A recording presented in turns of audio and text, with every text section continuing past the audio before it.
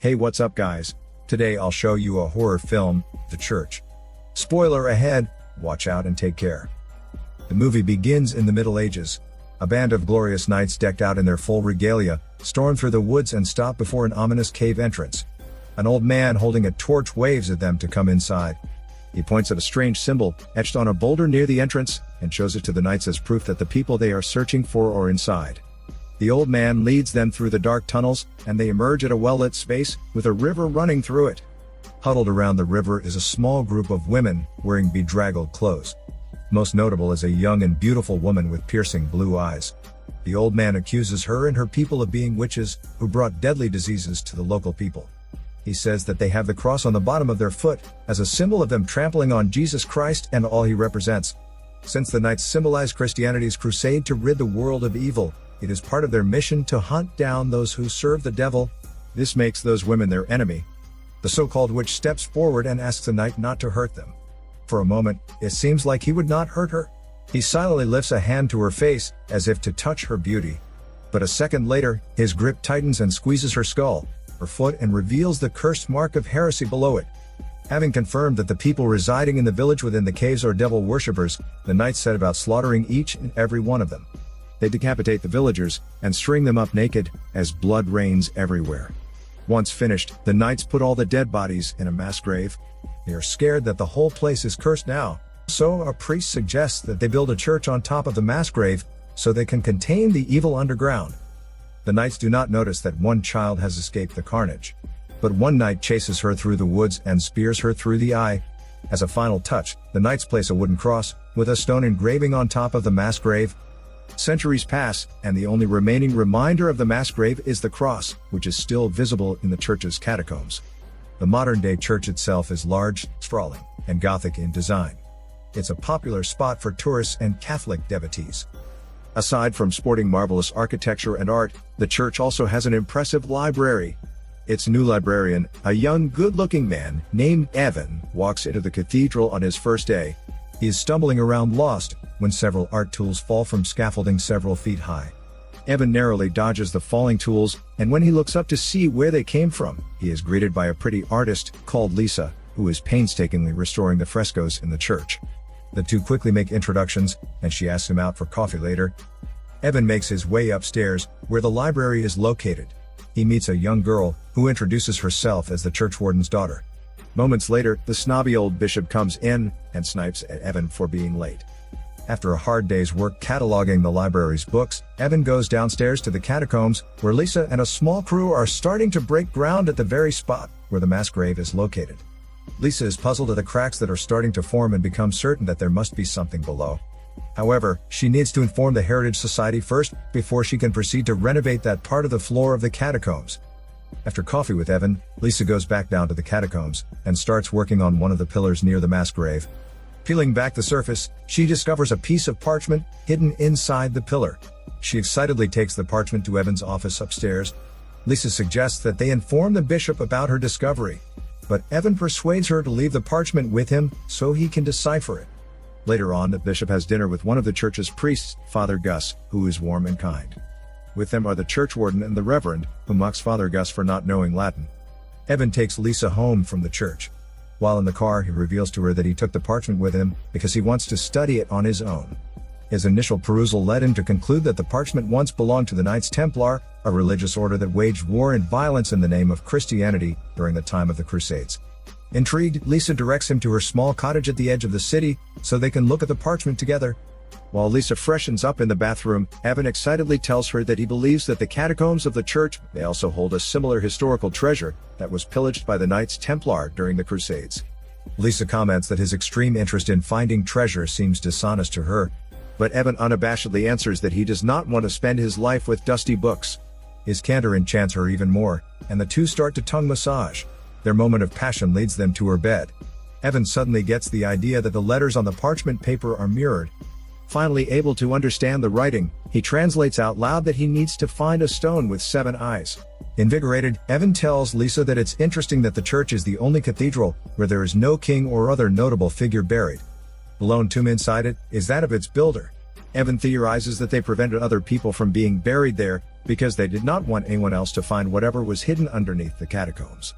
Meanwhile, the church warden's daughter sneaks out of the church wearing a tight-fitting dress. She uses a secret passageway to bypass the locked church doors. She walks around the city, rebelling against her parents' conservatism. When she gets home, her father shouts at her. The daughter tries to lie, saying that she was just praying, but her outfit reveals that she went somewhere else. The next day, Lisa is strolling inside the church when she suddenly gets a vision of a man on horseback chasing her. Around the same time that morning, Father Gus is doing archery practice on the church grounds. He is about to let an arrow loose toward the target when he gets a vision of a knight aiming an arrow at him. That night, Evan goes down to the one tomb inside the church, but he doesn't find any stone with 7 eyes anywhere on the grave. He turns his attention to the doorway right in front of the tomb. Evan enters it and finds a dark and labyrinthine hallway leading to the catacombs. He chips away at the dirt, covering the stone on top of the cross, and it reveals that the stone has 7 eyes, just like the parchment says. Evan grabs a pickaxe and opens the tomb underneath. Suddenly, a mysterious blast of air emanates from the hole and is inhaled by him. In a trance, he hoists a heavy sack from underneath. When he opens it, a skeleton hand reaches out and chokes him. Evan loses consciousness for a while. When he wakes up, he sees that he has a jagged wound on his arm, where the skeleton hand grasped him.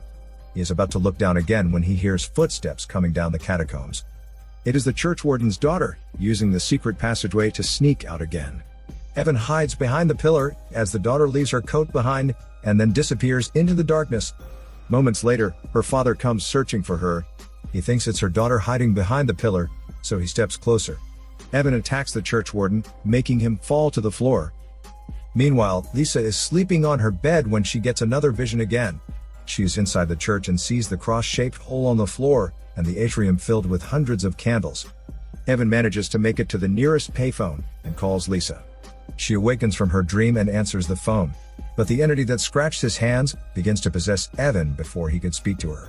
He turns pale and gray, and his hands act on their own accord, scratching out his own beating heart out of his chest. Lisa is befuddled by the phone call and goes to the kitchen to get some snacks. She returns to her bed and is disturbed by a goat-headed demon on her window. It breaks the window pane as she hurriedly locks herself in the bathroom with her telephone. She calls the police and then escapes through the bathroom window. Later, the church warden returns to his apartments in a daze. He washes his face in the bathroom and then turns to look at the mirror. He is shocked to see that his face is turning gray and bloody. The next morning, Lisa goes to Evan's office to tell him about the shocking event last night, but Evan is now acting strangely. He barely shows concern for her and tells her that he wasn't able to get into the catacomb last night. Evan then forces himself on her. Lisa fights him and extricates herself from his grip by slapping him. The church warden's daughter witnesses the slap and asks Evan what happened. He brushes it off and tells her that Lisa just panicked. The daughter dismisses it too, and sits at a desk in the library.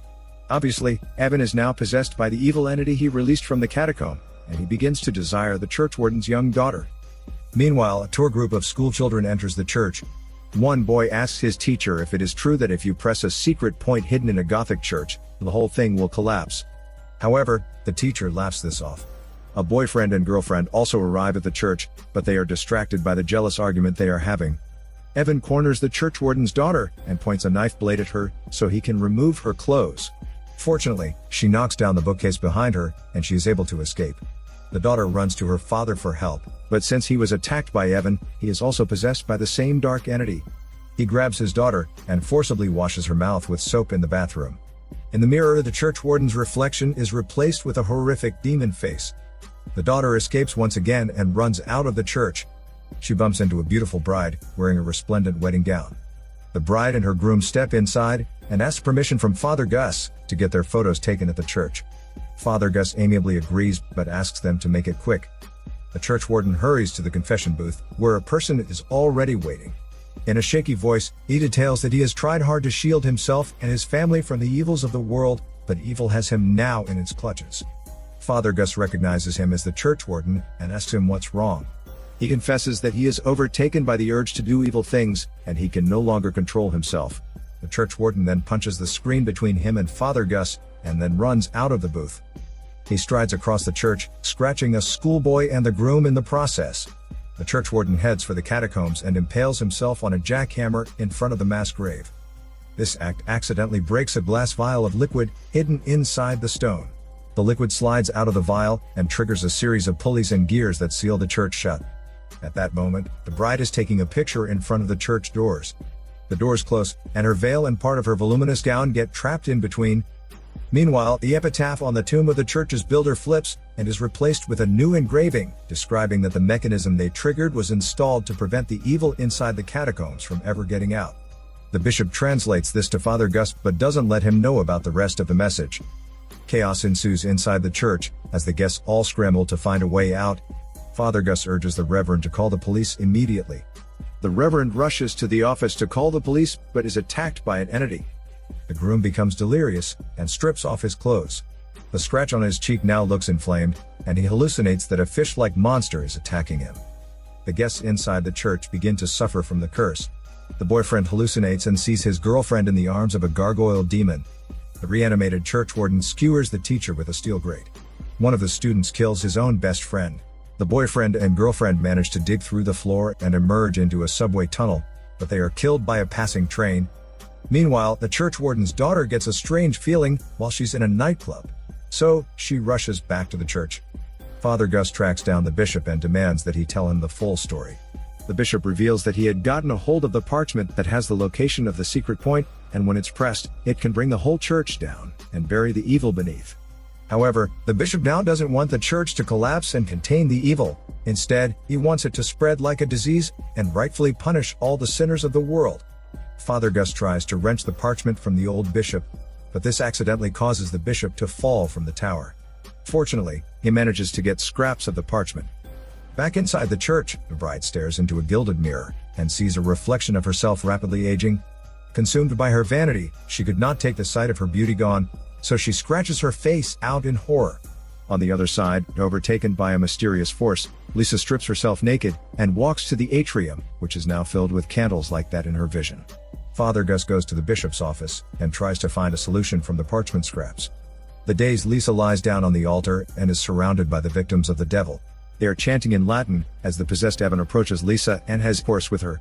He transforms into a gargoyle demon while performing ritualistic intercourse. The church warden's daughter sneaks back in through the secret passageway and encounters Father Gus. She tells him about this passageway.